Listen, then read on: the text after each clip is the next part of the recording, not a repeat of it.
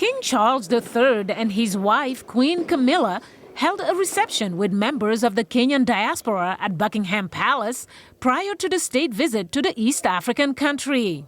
This will be the third foreign trip for the royal couple since Charles became king a little more than a year ago, and their first to Africa. Kenya holds symbolic significance for Charles' family because of what it represented for his late mother. Kenya is where the Queen's reign, Queen Elizabeth II, King Charles's mother, it's where her reign began. She learned that her father died in Kenya.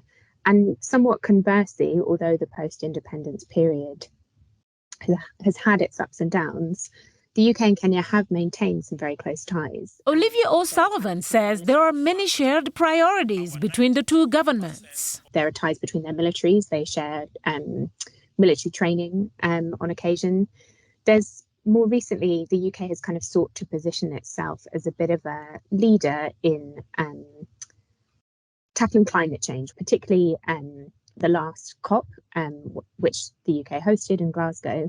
And Kenya too, President Ruto in particular, has sought a leading voice and a leadership role on climate change. King Charles and President William Ruto are expected to discuss the climate crisis, the importance of conservation efforts, and working together on national security, the King's Deputy Private Secretary, Chris Fitzgerald, said earlier this month. This trip comes as the African nation celebrates 60 years of independence from Britain. If we're to look back with the benefit of retrospect, we would say that the history that's shared between Kenya and the United Kingdom, in the very first part, is a very violent kind of memory. Javas Bigambo recalls Kenya's hard-fought struggle against British colonialism. There was the issue of picking up or taking up the land of the locals when Kenya was British protectorate from 1901. Through the time of the struggle for independence, the Mau Mau struggle, where a number of Kenyans suffered in the hands of the British. 10 years ago, Britain apologized and agreed to pay compensation to thousands of veterans of the Mau Mau nationalist uprising in Kenya, which was brutally suppressed by the British colonial government in the 1950s.